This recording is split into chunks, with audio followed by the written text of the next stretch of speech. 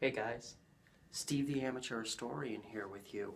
And no, I didn't just paint the walls behind me, and no, this isn't a massacre that just happened. What really happened is the place right on the other side of this wall here that I usually record my videos where I did part one of this thing, the lights are out and they're not working. I don't know if a fuse went out, I don't know what. But, so I moved over here because I'm not in the mood to figure out the problem or check a fuse right now. I'm in the mood to do part two, second half, top 20 most favorite places that I went to for my channel in the year 2018. Here we are, the final 10, number 10 down to number 1, alphabetically. Which I know is going to piss a lot of you off. But anyway, I already talked about that in the first video. So here we go. We're going to jump right into it. Here we go. Steve the Amateur Historian.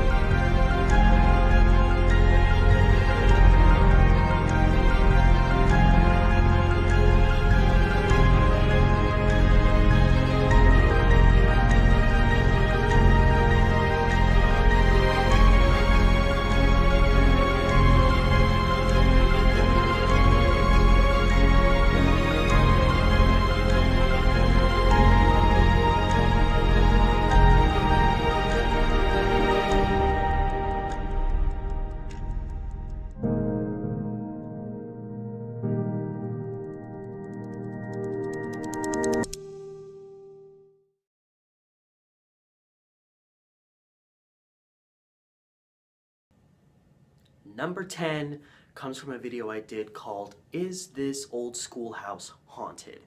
This was from a trip. I'd gone to the beach with my girlfriend and her family, and we were coming back towards Portland, and we stopped off in Lafayette, this small little town, kind of mesh between Portland, the Willamette Valley, and then the coast. They have an awesome pioneer cemetery up there, a kind of crazy history. But for our sake, we stopped off at this place that is now an antique store, but it used to be a schoolhouse there. And there's been one or two reports, not much, about this place being haunted. The main story comes from my girlfriend's mom, who said that on another occasion when she visited this same place, she went into the basement area where that's the part of the store where there's lots of big furniture, you know, huge mirrors and, you know, drawers and big chairs and just all the big stuff. And she said that she actually encountered a woman down there. She looked away and looked back, and the woman was suddenly gone. And it's a big room. I went in there. It's a big space. A person can't just like run over here and just disappear. There's not just a doorway here that you can disappear in. So that was her story. It was that she saw a woman who just vanished, and apparently, I believe she said she was sitting in a chair. She even pointed to the chair that this woman was in. So the presumption is that was an apparition that she saw. And it was really cool. Like, you could really tell from the inside the elements that it was an old schoolhouse. You know, little doorways leading into big rooms, things like that. And all was just kind of fun and well, and just kind of wandering around. I brought my GoPro in case something did happen. But at one point, I did notice something really strange happened with this little area. It was just a little hallway that just kind of went down and just ended. And there was a whole bunch of clocks down there. And the clocks, I don't even remember exactly what happened, but I show it in the video.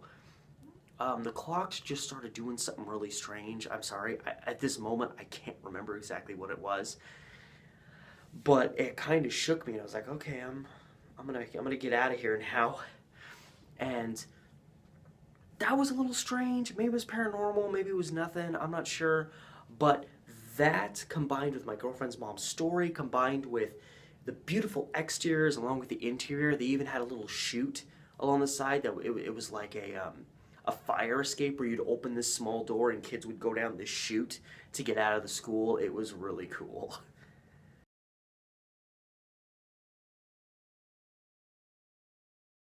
Number 9. I visit a forgotten Portland Colonial home. This video was another one that was not super long in the making as much as it was something that from the first time I saw it, I was like, I really want to do a video of that. And then, I passed it 10, 12 more times before I finally, one day when I was videoing something else, all of a sudden I was like, I'm like 2 blocks away. Hopped off the bus I was on, went over, and got an up-close video of it. This house that I videoed, it's called the Cook home. And what was so cool about it was, I had all these opportunities to go see it, and I did, and I didn't, and didn't, and didn't. And then finally, I took the time to stop, and I walked up, got up close to the home. It had been vacant for clearly a very long time. It had been somewhat vandalized, lots of tagging, and it was kind of falling apart. There was parts of the porch that were kind of sinking, and all the shrubbery in the backyard was overgrown. You could see that there had been vandalism inside the home. And I didn't know what the plans were for this house at this time. I just wanted to get a video of this house because it almost looked abandoned, and it was absolutely gorgeous. Colonial is the best way to describe it. I think I even say in the video, like, can't you imagine like George Washington living in this house, or someone who signed the Declaration of Independence living in a house that's just like this? And little did I realize, only honestly like maybe 2 weeks after my visit, this house got purchased, and plans are moving forward, I believe, to turn the place into like a bed and breakfast type situation, or maybe like an Airbnb, something like that. And I noticed like a month after I shot my video there, some construction vehicles started showing up, a fence went up around the house. The place wasn't boarded up at all. You could look through the window inside. There was only 2 boards that were kind of put across the front door, but now there's actual boards over the windows. It's a lot harder to gain entry, which obviously a few people had managed to do, and they're actually fixing the place up, which is really great because this house is indescribably gorgeous, and I believe it was built pre-1900s, so historically that's every bit as much significant as just the general beauty of the place. So I'm really looking forward to seeing how amazing this place looks when they finally get it finished.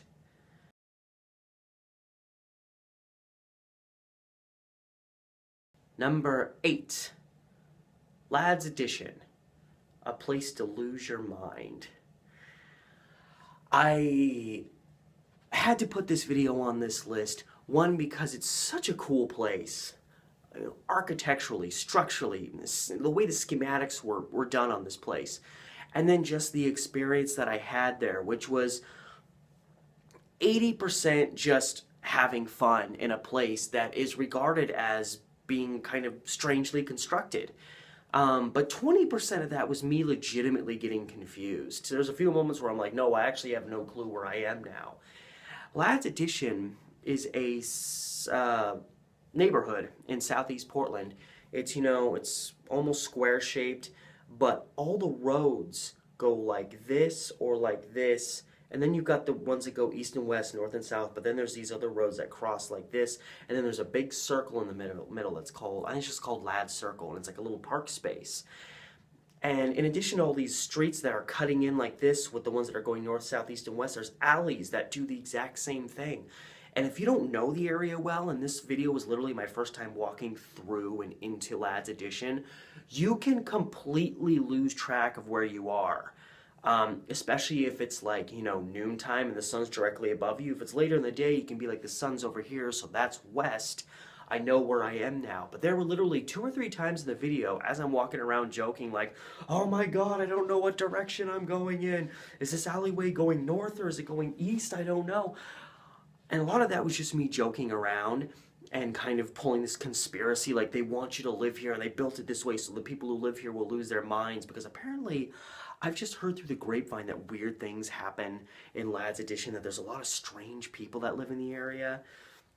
But honestly, there was a few times where I was like, okay, I'm pretty sure I'm going northeast right now. And then I would get to the end of the road and realize, no, I was actually going like straight east the whole time. Like even legitimately trying to figure out exactly what direction I'm going in. There were times where I was wrong. That's what Lad's Addition does to you. it completely confuses you, especially if you're foreign to the area. So if you're going to visit Portland and you want to just get screwed up, go to Lad's Edition, because you will find yourself having no clue where the hell you're going, which is fun, but I don't know.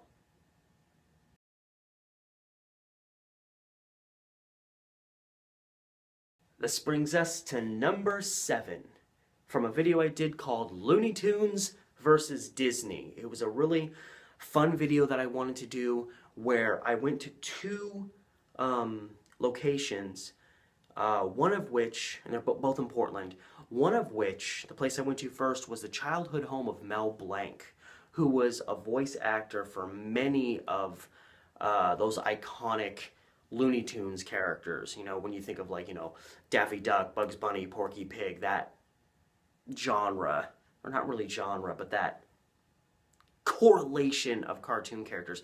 Mel Blanc was the primary voice actor for those, and he came from Portland, and I actually go to the house that he grew up in. But for the sake of this video, for number 7, the second half of the video, I visit a house in southeast Portland. Mel Blanc lived in southwest, and it's in the Buckman neighborhood. And it's this really beautiful, rustic blue house that I want to say has been vacant for quite some time. Some people have claimed it's been vacant for decades. I don't know about that. But this home was, for a year and a half, 2 years during the 1930s, was the home that Walt Disney's parents lived in. I know his dad spent a long time in Kansas City, and during the 1930s, 1934, 35-ish, he relocated to Portland, and him and his wife lived in this blue house in southeast Portland, while, you know, their son Walt is becoming this icon. And unfortunately, Walt Disney's mother died a very tragic death, and it's been kind of misinformed. Some people thought that maybe they were still living in that house when she died, because she actually died from something that was happening in the house. I don't remember if it was like black mold or something like that, but there was something in the house that actually killed his mother. But they had actually moved out of the house and were living in a completely other state when that happened. That happened a couple years after they moved.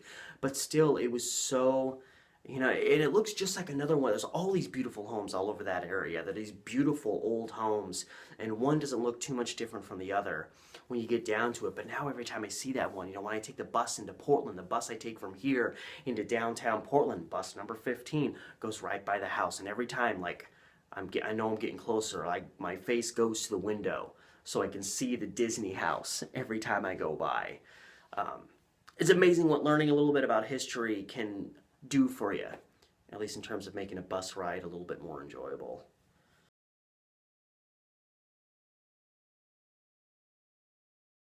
Number 6, in a video named for the song that the video revolves around, one of the coolest things I did, and I did it way back at the start of the year, was, and it took a while to find because I found the address, but then you search it on Google Maps, and sometimes Google Maps will, like, the place is here, but the marker will be like over here, so you think, oh, it must be the building here, and you have to do a lot of research and match, and it's chaos. But the video took me to the intersection of Southwest Burnside and, or no, sorry, West Burnside, and I guess it would be, yeah, just south of there, because Burnside's the dividing line. So West Burnside and Southwest 13th. Oddly enough, less than like a block from where Clark Gable lived. Well, he lived in the city of Portland. He lived near that intersection at Burnside and 13th. So this one intersection's got a lot of history, but on the, I'm having to reconfigure my directions, on the southwest corner of that street, the building still stands there today. It's this kind of nondescript black building. I think it's like 2 stories tall. Very nondescript. Looks like it's probably just like a warehouse or something. But back in the day, so to speak, back in like, the 50s and 60s, on the second floor of that building, there was actually a recording studio, which record like for songs, which was incredibly rare in Portland. Portland was not that big of a, kind of music producer. But there was recording studio space in there. And in that studio space, on the second floor of this very nondescript black building, that again looks just like a rundown old warehouse, that was where the most iconic version of the song Louie, Louie was recorded. The version that was done by the band called the Kingsmen. That song, that iconic version, was recorded in this building.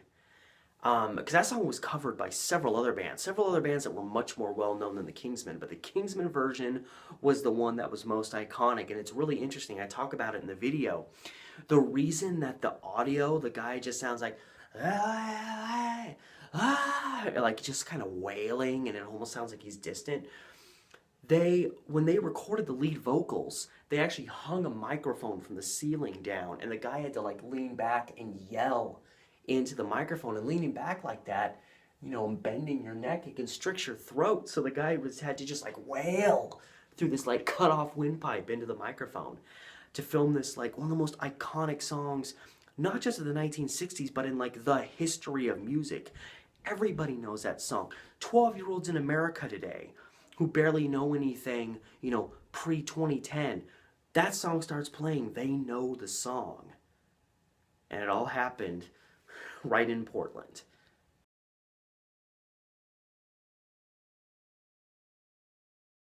And we're now down to the final 5. This place, I almost kind of feel like I'm cheating a little bit putting it in here, because I literally go to this place several times a week, because there's a Target there, and that's the closest grocery store to where I live. So I actually go there all the time. It's not very unique. And that place is Mall 205. But I had to include it because I didn't really start going there regularly until I moved in with my girlfriend on this side of town. So only really since the start of the summer have I been going to Mall 205, mostly to go to Target, with any great regularity. And I had gone there a few times, when I would spend the night over here. But again, not very much.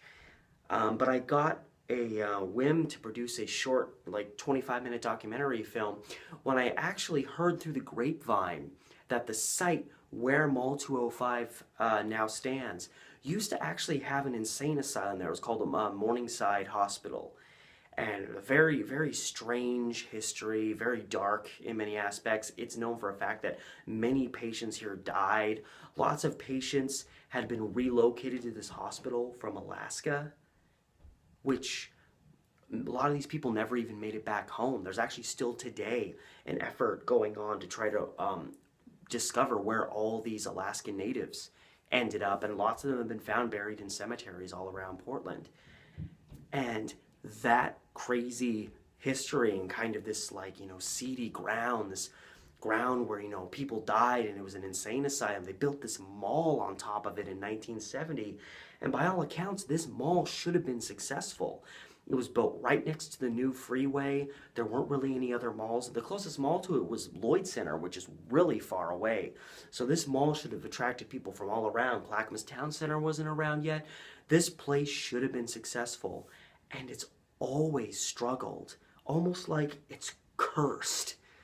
And it's been a dead mall for eons. I mean, I go there, every time I go there, if I see more than 10 people in the main like mall hallway between the two anchor stores, that's a busy day at Mall 205. And so combining all that information I learned, I produced a film that I called Mall 205, Mall of Mystery. And it looks into that history of, what was there before, and this crazy hospital and all the strange things that were happening there. And does that have a connection to why the mall has so many issues now? I know of multiple people who have said that they feel a very strange presence. They feel a very dark, cold, eerie ambiance when they walk, especially through the main hall of Mall 205, of which there's very few businesses. Again, it's a very dead mall. Most of the spaces are actually, vacated. And I feel that too. I feel this very cold, dark presence. You know, you can walk through the Home Depot, which is one of the anchor stores, and the moment the doors open and you go into the mall hallway, it gets very dark. It almost feels cold. It's this very strange presence, and I don't know if that means there's paranormal things going on. I don't know if that necessarily proves it's haunted, but it's definitely strange and it's definitely interesting. And if these odd things are happening, the fact that there's this crazy history that existed on the land before the mall was there definitely, you know, adds fuel to the fire of like, what is this? Is it paranormal? I don't know. And so going there while I was filming that, it made going to that mall a much more exciting and engrossing experience, going through this mall and, you know, paying closer attention to how I felt and kind of looking around and looking at this place where I was standing, the ground that I was walking on, and seeing it in a much different way now that I know about what was once here decades ago, long before I was even born. So even though I go there all the time now, it's hardly a unique place for me to go. I had to include Mall 205 on there because of the specific aspects surrounding that video while I was producing it.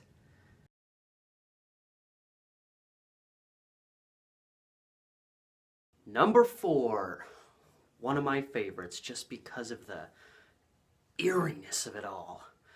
A video I did called the Pandora's Box Murder House, which I probably wouldn't have even known about. You know, I've been researching a lot more on, you know, newspapers.com, things like that, for stories about old crimes that happened that may have slipped through the cracks. But if I had not interviewed and talked to J.D. Chandler, who's a local historian, for my film, my feature-length film documentary called Woman in the River. It's on my channel. Go freaking watch it. There's my selling point. And it's about this unsolved body dismemberment murder that happened of a middle-aged woman back in 1946 in the Portland area that today remains unsolved, even though there's, you know, theories that I delve into about who it probably was.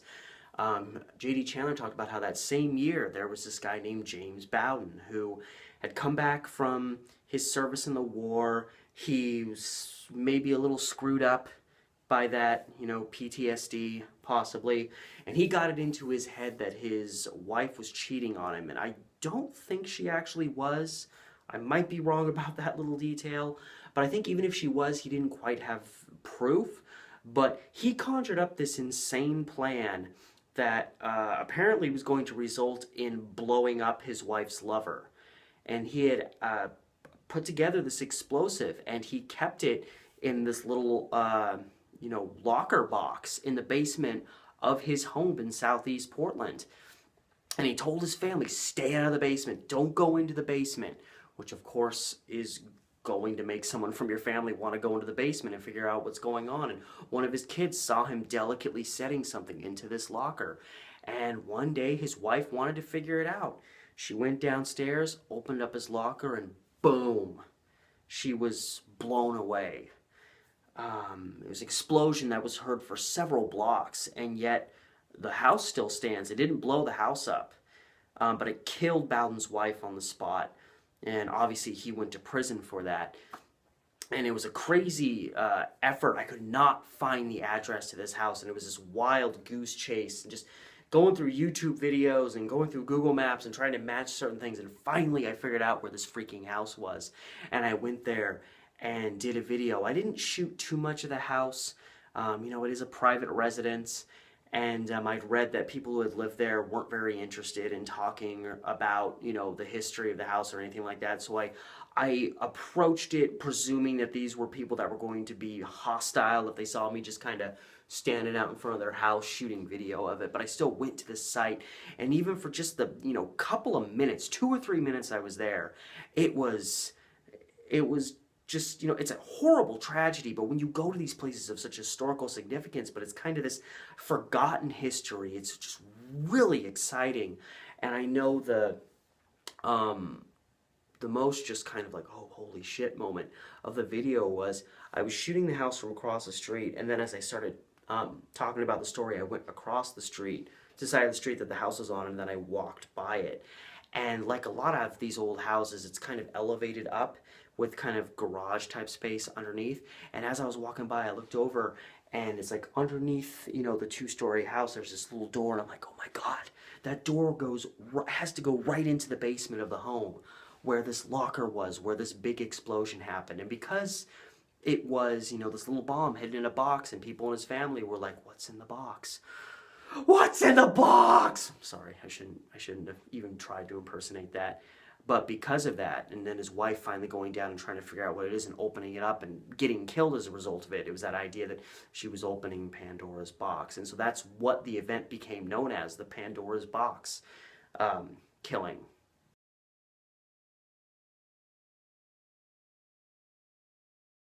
And we are now down to the final 3. Or I guess this is 6. This one was unexpected. Unexpected in the aftermath of another event. But when I went to this site, it was in a video I did called Random Explorations, which is where I have no plan, nothing's pre-planned, I just go out and start videoing and I just go wherever I end up going. Hence, Random Exploration. So it's called Random Exploration Chinatown, because that's where it started. I had some time to kill, I had to be back to shoot something later on in Chinatown, so I thought, oh, I'm going to probably be spending most of my time in that area. And I ended up kind of meandering, you know, further south, more into other, you know, old town areas. And as I was doing this, I was getting close to the old site of where the Lotus used to stand, which was originally a hotel. It was demoed a few months back. I have 2 videos on my channel showing the process of the demolition of this building that dates back to, I think like 1906, and it was originally a hotel. It was a bar for a long time. It has this, you know, wild, crazy history of, you know, its connections with Prohibition. There's claims that the basement was haunted, and just all kinds of crazy stuff. And it was this iconic landmark of Portland, but because they wanted to build an ugly-ass hotel there, or office building connected to a hotel, or what the hell ever, they decided to demo it along with the old United Workman Temple building that was perpendicular, or diagonal to it on the same block. And so I shot these 2 videos previously, and after that I'd been told something, or I'd seen a picture of this, and I wanted to go verify it for myself, but I was like, when am I going to be back by the Lotus? And here I was with some time to kill, and I realized I'm like a block away from the Lotus all of a sudden. I went there, and I actually got some video of it. The whole building was gone, and like, you know, if this is street level, the area where the Lotus was even lower down. Like, the whole building was gone, but there was still like the basement, you know, space was there, so that the ground floor level was below street level. And even if you're not from Portland, you probably know the story of the Shanghai tunnels, which are they're all these old, mostly kind of brick tunnel spaces that run and like connect between businesses and parts of Old Town Portland, mostly in the Chinatown area. And there's all these stories that people used to get abducted and they would get secretly taken through these tunnels and shanghaied off onto ships and things like that, which today people, there doesn't really seem to be much evidence to prove that that actually happened. It's kind of more of an urban legend now. Maybe it happened, but I'm very skeptical at this point. I'm not a super skeptical person. But a lot of these tunnels were also used to transport goods. You would literally go, you know, because a lot of goods came in off the river over here, and instead of having to take it through the busy streets, they would just take it through these tunnels underground to various businesses. I'm thinking like, you know, you're running this business and you go down to your basement and someone's delivering stuff to a building that's like 2 blocks away, and they just kind of like walk through your basement with these goods to take to a place that you're not even connected to, and how interesting that would be. But all these tunnels are located in the northern part of downtown in the Chinatown area. And while the Lotus is kind of on the fringe of Old Town, it's the southern fringe. It's several blocks from Chinatown, but there are more than one tunnel. One of them goes under, I think, 3rd Avenue, and then the other goes under Taylor.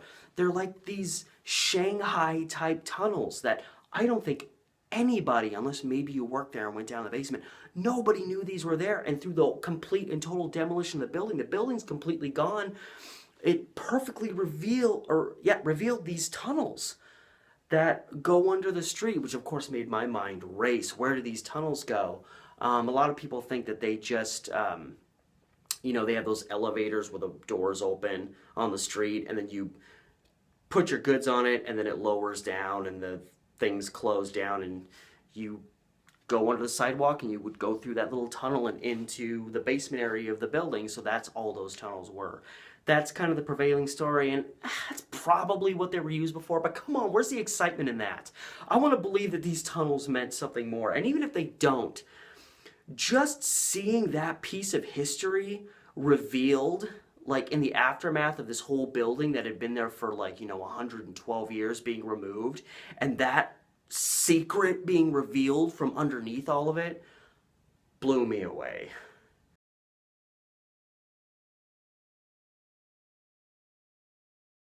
Number 2, from a video I did called A Secret Place in an Industrial World. And much like my last video, one of the things that I loved so much about this place is for so long I'd passed by it, or at least in close proximity of it, so many times, never even knew it was there. This place that I am talking about is the Clackamas Pioneer Cemetery. This is it's actually a pretty good sized cemetery. It's not huge, but it's, you know, a couple blocks. It's a few square blocks. And it's, you know, in today's Clackamas County, it's bordered to the south by, you know, a highway, and these on-ramps were like 2 highways combined with a freeway. And then, you know, 82nd Avenue that cuts right through the middle of Portland begins near there and runs along it to its west. And then it's got, like, you know, Costco's to its north, and then there's just all these, like, you know, industrial, like, you know, it looks like there's, like, you know, gravel companies and just all this industrial stuff that's just in this area. It's just all industrial now. And then right in the middle of it is this Pioneer Cemetery, because of course that was there long before any of this other crap was. So it's just crazy that it's this industrial, and you have to go down this little beat up dead end side street that looks like it goes absolutely nowhere. But when you go a little ways down it, it takes you to the front entrance right there of the Clackamas Pioneer Cemetery. And the only reason I even knew it was there is because you can see it a little bit when you merge onto 82nd Avenue starts, and as you're going north, if you look off, you see just the edge of this little hill, and you don't really, you can see a gravestone or two, but then you see this little sign that says Clackamas Cemetery. And I passed by that hundreds of times before I suddenly looked over one day and I was like, cemetery? Why would a cemetery be right there? Because it didn't make any sense. Of course, now thinking about, you know, it just said Clackamas Cemetery. It didn't say Clackamas Pioneer Cemetery. When I found out later on it was a pioneer cemetery and dates back to the 1800s, then it makes sense. You know, all this, you know, progress happened around it, but it was here first. And yeah, it was cool. I got to look up the history, look up, you know, there's Civil War vets buried there, you know, some fairly famous local settlers buried there. And it was just, I mean, more than anything, it was just the unexpected nature of the whole thing, that you would be in this area and you think, okay, there's not much to see here. It's just streets and industrial stuff. What am I going to find here? Oh, a pioneer cemetery.